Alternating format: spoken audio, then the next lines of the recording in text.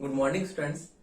पिछली कक्षा में हम मार्क्स हमने पढ़ा था और मार्क्स का आपका राज्य संबंधी विचार और शासन संबंधी विचार आपका चल रहा था, जिसमें आपको बताया था कि मार्क्स राज्य को एक वर्गीय संस्था मानता है और वर्गीय संस्था मानने के कारण मार्क्स का जो है ये विचार है कि राज्य जो है एक वर्गीय आधार पर उसका निर्माण हुआ है और मार्क्स का मानना है कि राज्य क्या है, एक शोषण का यंत्र है। जो कि हमने पिछली कक्षा में आपको बताया था कि मार्क्स के अनुसार राज्य एक वर्गीय संस्था है और जिसमें हम देखते हैं कि पहले अवस्था में, क्योंकि मार्क्स ने अपने जो इतिहास की भौतिकवादी व्याख्या में मार्क्स ने किस प्रकार से जो है समाज की 6 अवस्थाओं का उसमें वर्णन किया है और उसने बताया कि आदिम अवस्था में क्योंकि व्यक्ति जो है कोई वर्ग नहीं था, उनके हितों में कोई टकराव नहीं था, संपत्ति नहीं थी,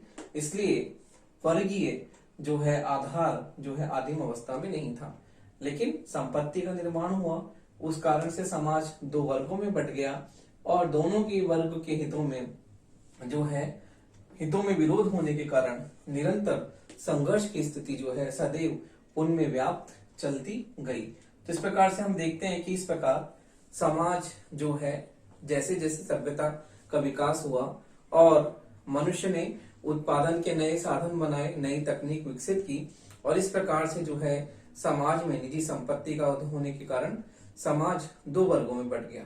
तो इस प्रकार मार्क्स कहता है कि ये 2 वर्ग जो है, एक शोषक वर्ग है तो दूसरा शोषित वर्ग है। तो इस प्रकार से मार्क्स ये कहता है कि राज्य पूंजीपतियों के हाथों की कठपुतली है और पूंजीपति जिस प्रकार से चाहे उस प्रकार से वह राज्य में अपने हितों के आधार पर प्रत्येक कार्य को कर सकते हैं। तो इस प्रकार मार्क्स का ये मानना है कि राज्य एक वर्गीय संस्था है, जिसमें मार्क्स के अनुसार हम ये देखते हैं कि उसमें पूंजीपति का हित सर्वोपरि है और किस प्रकार से मार्क्स ये कहता है कि पूंजीपति जो होते हैं वो राज्य के द्वारा श्रमिक वर्ग के अतिरिक्त मूल्य जो होता है उस पर अपना एकाधिकार स्थापित कर लेते हैं। तो इस प्रकार से मार्क्स जो है वो ये मानता है कि राज्य एक वर्गीय संस्था है और जो है शोषण का यंत्र, जिसमें श्रमिक वर्ग का शोषण होता है। तो इस प्रकार मार्क्स जो है राज्य की उत्पत्ति का कारण मानता है वर्ग विभेद। तो अगला हम पॉइंट देखते हैं। अगला पॉइंट है राज्य संबंधी विचार में कि मार्क्स जो है राज्य और शासन शोषण के यंत्र है। तो देखिए अगला पॉइंट है राज्य और शासन, राज्य और शासन शोषण के यंत्र है। राज्य और शासन शोषण के यंत्र है। तो देखिए मार्क्स का ये मानना है कि राज्य और शासन शोषण के यंत्र हैं, जिसके द्वारा पूंजीपति वर्ग जो है श्रमिक वर्ग का शोषण करता है। तो इस प्रकार मार्क्स का ये मानना है कि राज्य जो है पूंजीपति के हाथों में एक शोषण का यंत्र है। जिस प्रकार से जो है पूंजीपति अपने हित के लिए राज्य का प्रयोग करना चाहते हैं, वो उस प्रकार से उस अपने हित जो है राज्य की दंडात्मक शक्ति के द्वारा अपने हितों की जो है मुख्य रूप से वो उनकी किसी प्रकार से भी हम देखते हैं कि उनके हितों की पूर्ति होती है। तो इस प्रकार मार्क्स का ये मानना है कि राज्य और शासन क्या है, शोषण के यंत्र हैं, क्योंकि मार्क्स राज्य को शोषण का यंत्र मानता है। तो देखिए मार्क्स राज्य को शोषण का यंत्र, राज्य को शोषण पर आधारित मानता है, राज्य को शोषण पर आधारित मानता है, आधारित मानता है।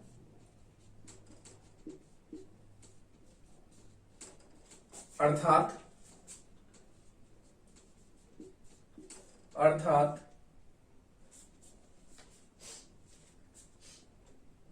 राज्य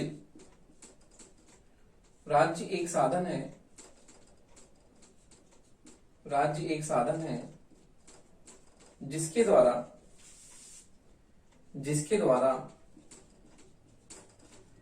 पूंजीपति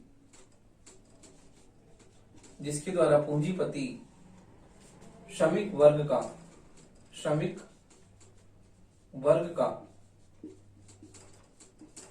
निरंतर शोषण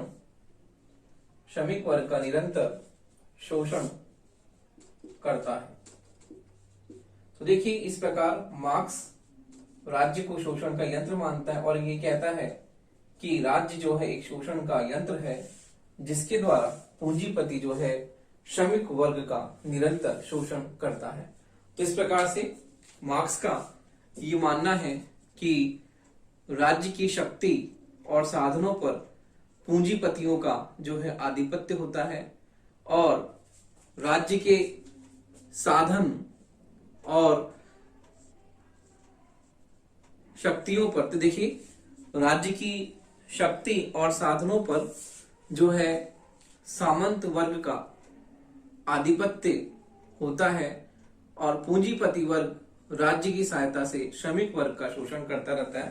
तो इस प्रकार से राज्य के सामंत वर्ग का जो है राज्य की शक्ति और साधनों पर, देखिए राज्य की शक्ति और साधनों पर, राज्य की शक्ति और साधनों पर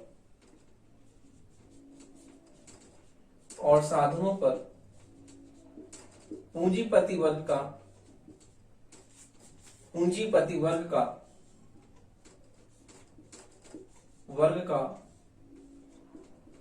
आधिपत्य होता है, पूंजीपति वर्ग का आधिपत्य होता है जिससे श्रमिक वर्ग का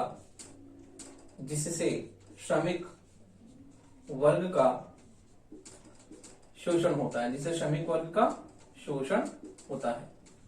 तो देखिए, इस प्रकार से मार्क्स राज्य को शोषण पर आधारित मानता है और ये कहता है कि मार्क्स सामंतवादी व्यवस्था में कहता है कि सामंतवादी व्यवस्था में राज्य की शक्ति और साधनों पर सामंतों का अर्थात पूंजीपति का आधिपत्य होता है और पूंजीपति का आधिपत्य होने के कारण जो है सामंतवादी व्यवस्था में हम देखते हैं कि उसमें जमींदार और सामंत जो होते हैं वो श्रमिक वर्ग का शोषण करते हैं। तो इस प्रकार मार्क्स का यह मानना है कि जो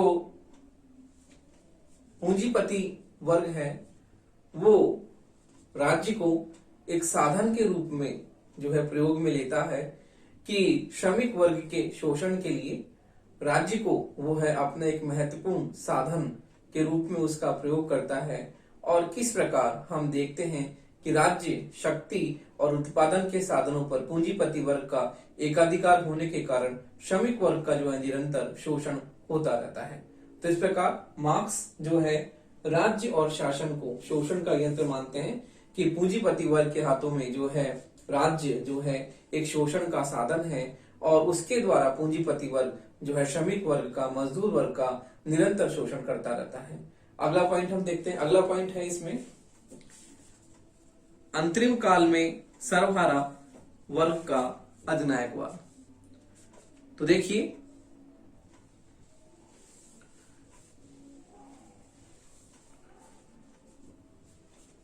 अगला पॉइंट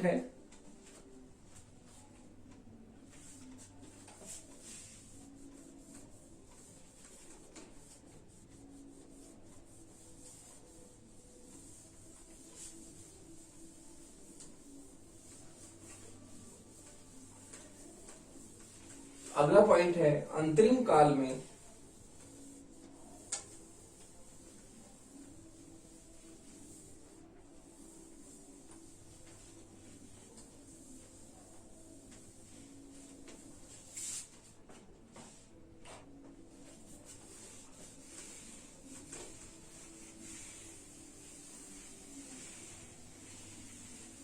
देखिए, अगला पॉइंट है अंतरिम काल में सर्वहारा वर्ग का अधिनायक।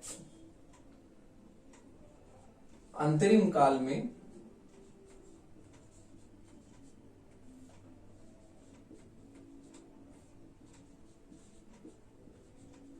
सर्वहारा वर्ग का अधिनायक।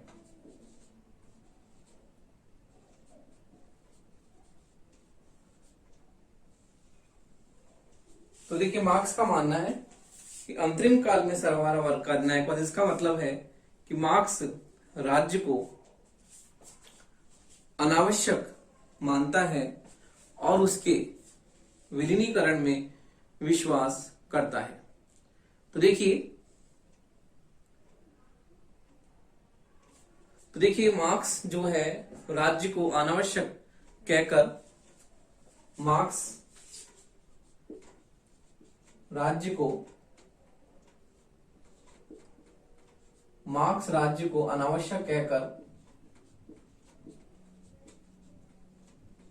अनावश्यक कहकर उसके विलीनीकरण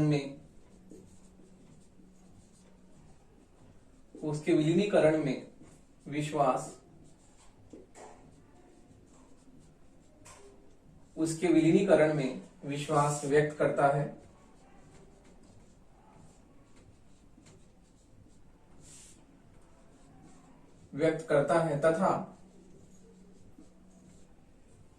तथा उसके विलीनीकरण में विश्वास व्यक्त करता है तथा यह मानता है कि साम्यवादी क्रांति के प्रथम चरण में ही साम्यवादी क्रांति के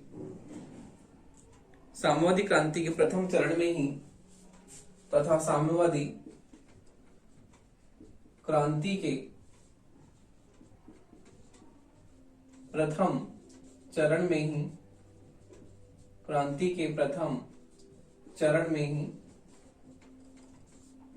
साम्यवादी क्रांति के प्रथम चरण में ही राज्य का अंत संभव या वांछनीय नहीं है।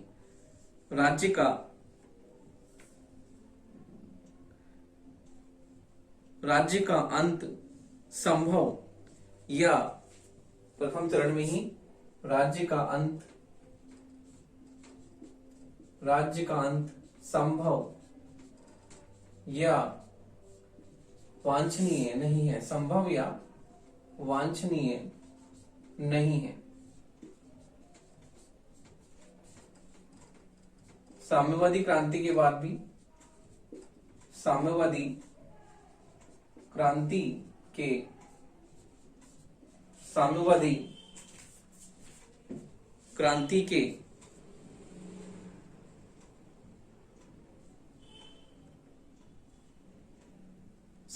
क्रांति के बाद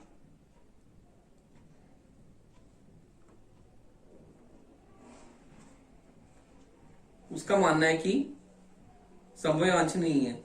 सॉरी, ये पूंजीवाद के अंत के बाद है। पूंजीवाद के अंत के बाद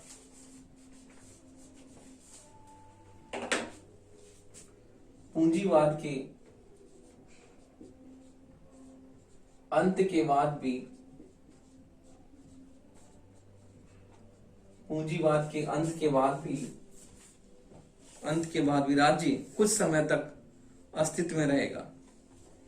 पूंजीवाद के अंत के बाद भी राज्य कुछ समय तक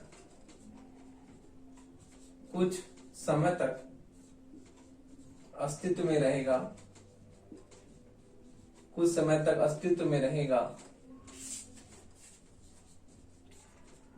और इस काल में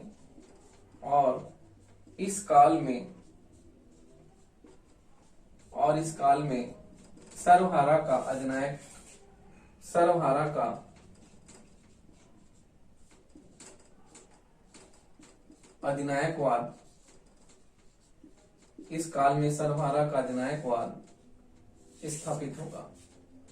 का अधिनायकवाद स्थापित होगा। तो देखिए, मार्क्स का ये मानना है कि राज्य को वो अनावश्यक मानता है और मार्क्स जो है राज्य के अंत की बात करता है कि राज्य एक न एक दिन समाप्त हो जाएगा। तो मार्क्स राज्य को अनावश्यक मानता है और राज्य के विलीनीकरण में विश्वास रखता है कि राज्य एक दिन अवश्य समाप्त हो जाएगा, क्योंकि राज्य एक वर्गीय संस्था है, शोषण का यंत्र जो कि श्रमिक वर्गों का शोषण करता है। तो इसलिए मार्क्स राज्य के विलीनीकरण की बात करता है कि एक न एक दिन अवश्य ही राज्य का जो है लोप हो जाएगा, राज्य का अंत हो जाएगा। तो इस प्रकार मार्क्स ये कहता है कि साम्यवादी क्रांति के प्रथम चरण में ही राज्य का अंत संभव या वांछनीय नहीं है, कि साम्यवादी क्रांति होगी और उसके प्रथम चरण में ही राज्य का लोप हो जाए, ऐसा जो है ये इस तरह का राज्य का अंत साम्यवादी क्रांति के पहले चरण में होना संभव नहीं है, अनिवार्य नहीं है।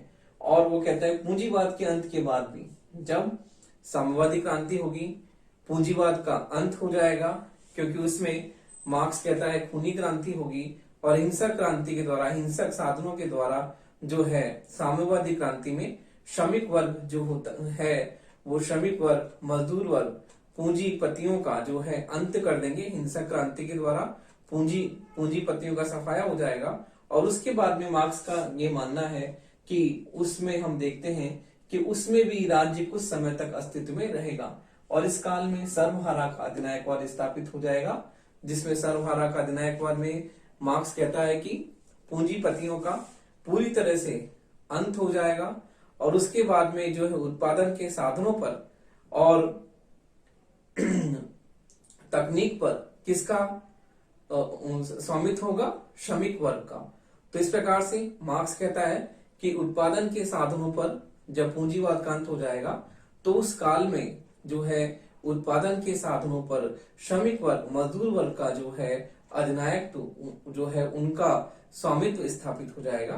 तो इस प्रकार मार्क्स ये कहता है कि उस काल में भी साम्यवादी क्रांति के प्रथम चरण में भी जब राज्य कुछ समय तक अस्तित्व में रहेगा और इसको ट्रांजिशन पीरियड का है, संक्रांति काल का है, इस समय में राज्य रहेगा और इस काल में सर्वहारा का अधिनायकवाद स्थापित होगा। तो इस प्रकार मार्क्स का मानना यह है कि सर्वहारा वर्ग के द्वारा पूंजीपतियों के प्रतिरोध को कुचलने के लिए जो है पूंजीवाद को पूरी तरह से समाप्त करने की बात मार्क्स करता है।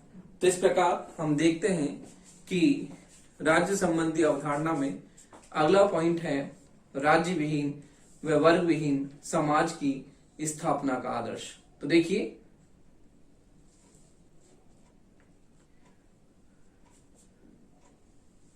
देखिए राज्य विहीन व वर्ग विहीन समाज की स्थापना का आदर्श।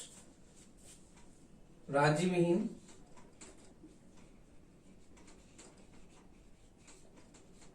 वर्ग विहीन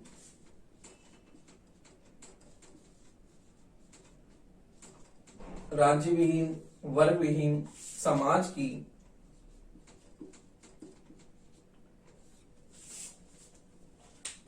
राज्य विहीन वर्ग विहीन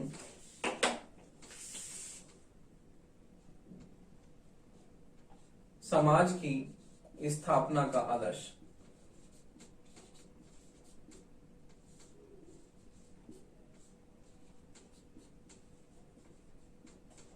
राज्य विहीन वर्ग विहीन समाज की स्थापना का आदर्श।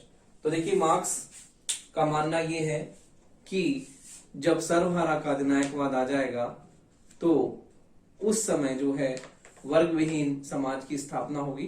तो मार्क्स ये कहता है कि राज्य एक स्थायी संस्था नहीं है और सर्वहारा वर्ग के अधिनायकवाद के बाद में विरोधी वर्ग का अंत हो जाएगा और उसके साथ साथ ही राज्य की सत्ता भी समाप्त हो जाएगी, क्योंकि मार्क्स का ये मानना है कि राज्य कोई स्थायी संस्था नहीं है, राज्य एक वर्गीय संस्था है।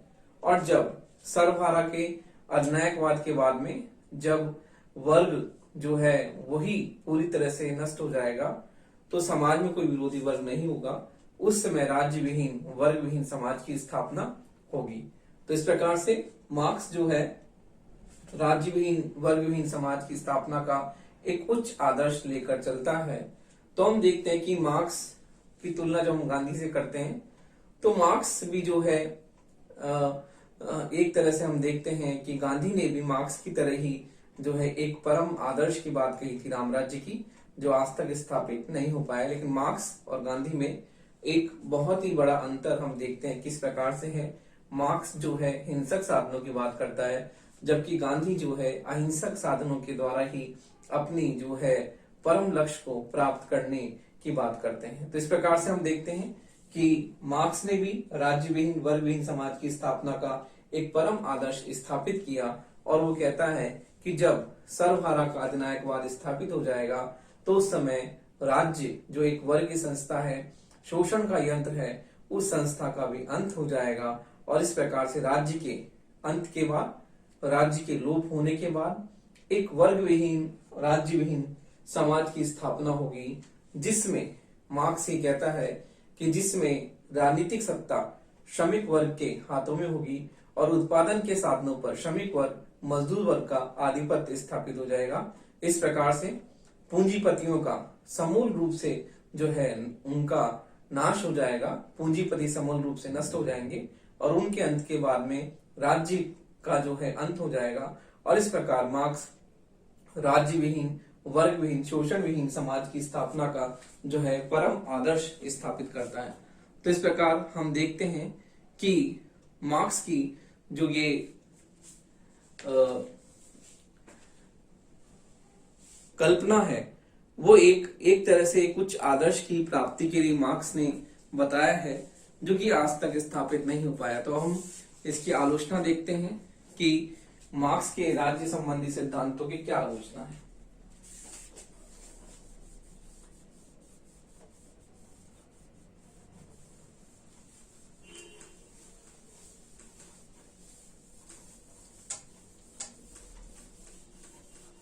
देखिए, मार्क्स के राज्य संबंधी या शासन संबंधी विचारों की आलोचना हम देखते हैं क्या है, क्योंकि आपके 20 नंबर का प्रश्न कई बार आता है कि मार्क्स के राज्य संबंधी विचार या शासन संबंधी विचार। तो देखिए,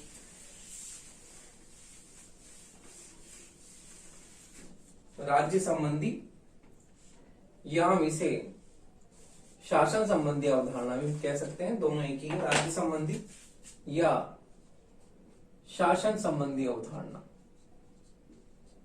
या शासन संबंधी अवधारणा।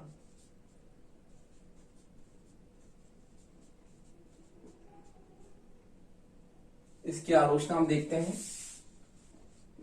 किस आधार पर मार्क्स के राज्य संबंधी विचारों की आलोचना की जाती है। इस प्रकार है, पहला है, राज्य एक वर्गीय संगठन नहीं है वरन एक नैतिक संगठन है। राज्य एक वर्गीय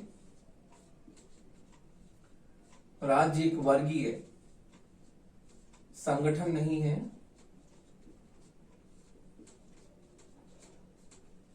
बल्कि एक नैतिक संगठन है। तो देखिए, मार्क्स का ये मानना कि राज्य एक वर्गीय संगठन है गलत है, क्योंकि राज्य वर्गीय संगठन न होकर एक नैतिक संगठन है और राज्य व्यक्ति के लिए परम आवश्यक है, क्योंकि राज्य व्यक्ति के विकास के लिए जो है बहुत ही जरूरी संस्था है और राज्य में रहकर ही व्यक्ति अपना सर्वांगीण विकास कर सकता है। उसके व्यक्तित्व का विकास राज्य में रहकर ही होता है। अगला पॉइंट है, वर्तमान राज्य सर्वहारा वर्ग का शत्रु न होकर मित्र है। तो देखिए, आलोचना है, वर्तमान राज्य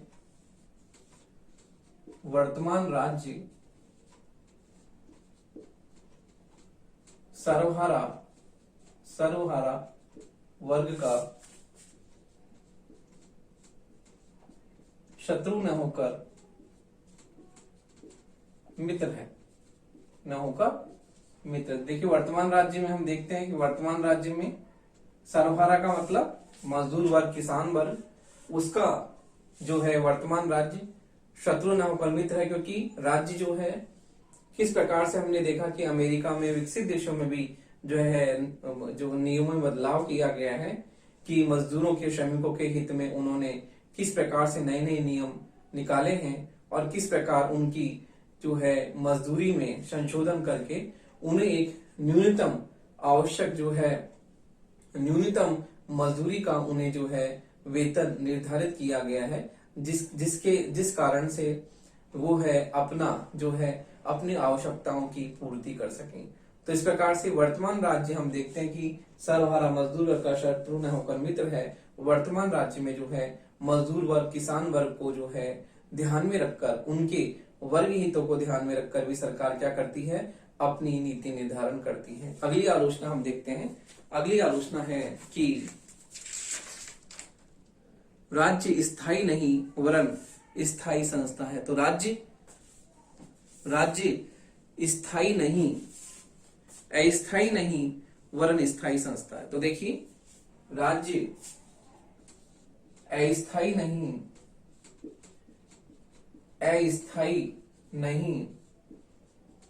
वरन स्थायी संस्था है।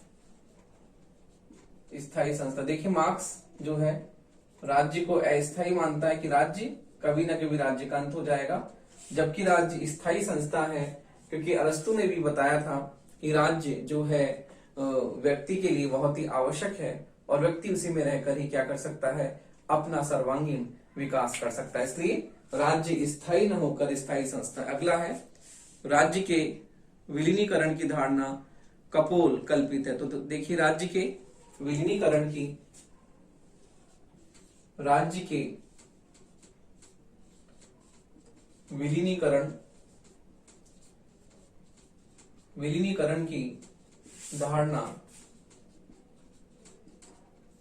कपोल कल्पना है। तो देखिए, राज्य के विलीनीकरण की बात जो मार्क्स कहते हैं, राज्य एक दिन ऐसा आएगा कि जिसमें राज्य का अंत हो जाएगा, राज्य पूरी तरह से समाप्त हो जाएगा।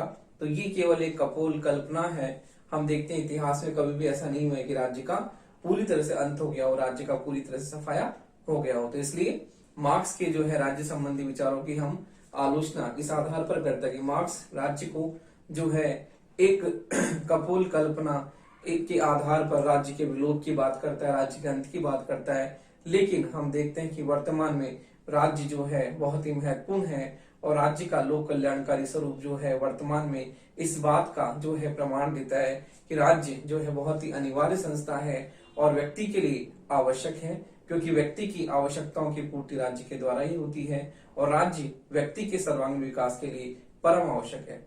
तो इस प्रकार मार्क्स के राज्य संबंधी विचारों के बाद में आपके एक और दूसरा विचार आता है कि मार्क्स के लोकतंत्र धर्म संबंधी विचार। कई बार आपका 2 नंबर का प्रश्न पूछ लिया जाता है, तो उसमें हम देखते हैं कि मार्क्स ने किस प्रकार जो है प्रजातंत्र धर्म के बारे में जो उसने विचार प्रतिपादित किए हैं, वो कई बार आपके 2 नंबर के प्रश्न आ जाते हैं कि उसमें आपको 20 से 25 शब्दों में बताना होता है कि मार्क्स के प्रजातंत्र धर्म और राष्ट्रवाद के संबंध में विचार। तो देखिए, मार्क्स के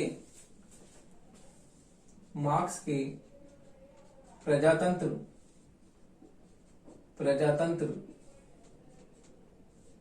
धर्म और राष्ट्रवाद संबंधी विचार,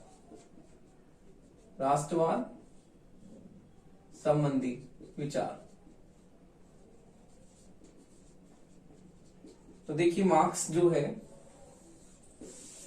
मार्क्स प्रजातंत्र धर्म और राष्ट्रवाद तीनों की आलोचना करते हुए इसे ऐसे स्वीकार करता है।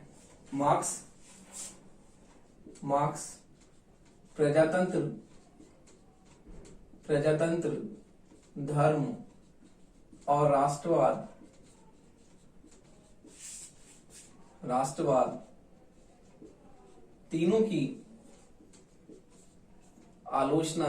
की आलोचना करते हुए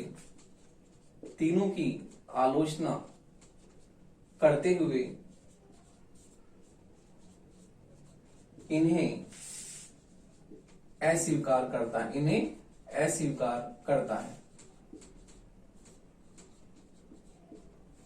है।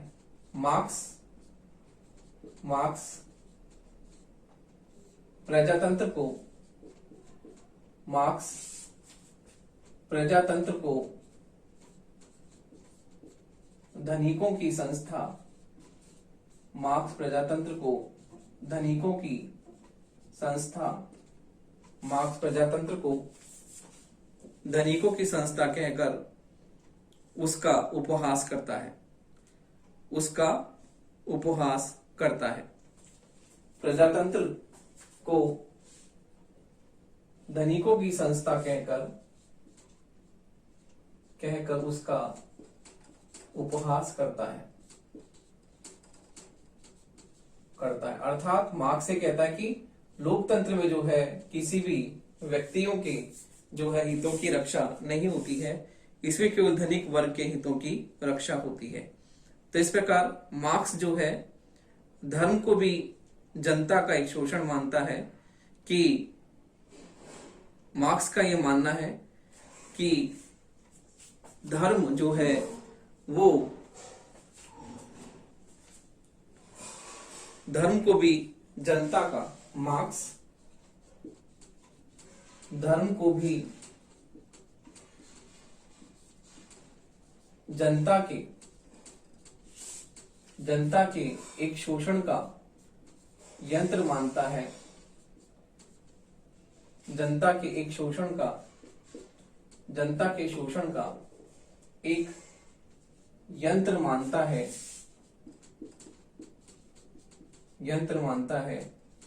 तथा धर्म को अफीम कहता है। धर्म को अफीम कहता है, अर्थात जिसने जैसा पी लिया उसके हिसाब से उसका वर्णन कर दिया।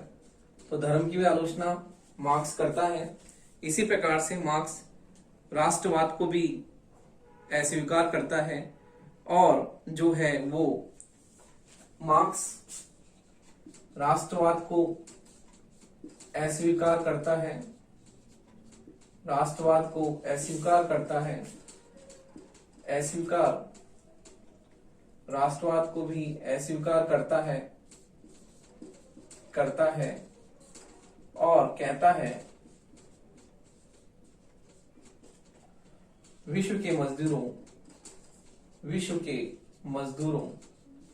एक हो जाओ, विश्व के मजदूरों एक हो जाओ। तो देखिए इस प्रकार मार्क्स तीनों का जो है धर्म, प्रजातंत्र और राष्ट्रवाद का जो है आलोचना करता है।